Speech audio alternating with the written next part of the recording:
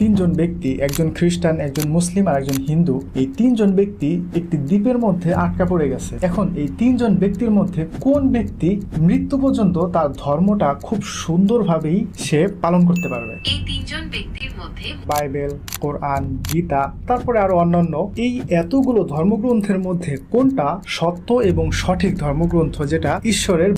হ্যাঁ জেমিনি, তুমি কি আসো? হ্যাঁ, আমি আছি। আপনাকে কিভাবে সাহায্য করতে পারি? আচ্ছা, আমি তোমাকে কিছু প্রশ্ন করতে চাই।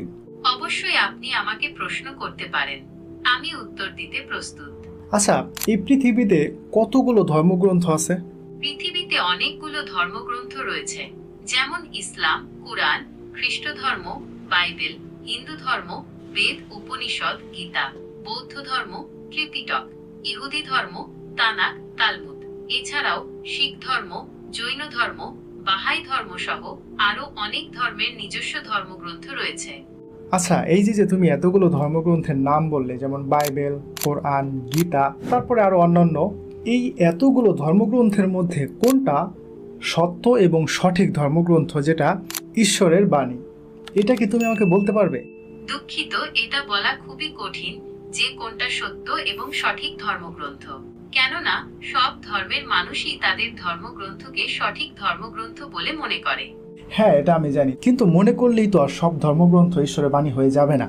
যদি এমন হয় তাহলে তো এই মহাবিশ্বে অনেক সৃষ্টিকর্তা থাকার কথা, কিন্তু সৃষ্টিকর্তা তো অবশ্যই একজন, এবং সেই একজনের প্রেরিত সত্যি এবং আসল ধর্মগ্রন্থ কোনটি সেটাই আমরা এই আজকের ভিডিওতে খুঁজে বের করার চেষ্টা করব। আপনার যুক্তিটি একেবারে সঠিক। যদি প্রতিটি ধর্মগ্রন্থকে সৃষ্টিকর্তার বাণী হিসেবে ধরে নেওয়া হয়, তবে একাধিক সৃষ্টিকর্তার ধারণা তৈরি হয়, যা অযৌক্তিক। যেহেতু সৃষ্টিকর্তা একজনই, তাই তার প্রেরিত ধর্মগ্রন্থ একটিই হওয়ার কথা। তাহলে চলো আমরা একটু বিশ্লেষণ করে দেখি, আমরা একটু রিসার্চ করে দেখি যে কোন ধর্মগ্রন্থটি সৃষ্টিকর্তা প্রেরিত আসল ধর্ম। আচ্ছা, আমি যদি তোমাকে কিছু ক্লু দেই, তাহলে কি তুমি আমাকে বলে দিতে পারবে যে কোনটা সত্য এবং সঠিক ধর্মগ্রন্থ? হ্যাঁ, আপনি আমাকে সূত্রগুলো দিতে পারেন। আমি সেগুলো বিবেচনা করে দেখতে পারি। ওকে, ঠিক আছে। আচ্ছা, তোমাকে কে তৈরি করেছে? আমাকে গুগল তৈরি করেছে। আচ্ছা, তাহলে তোমার রক্ষণাবেক্ষণ কে করে, গুগল নাকি চীনের বাইদু?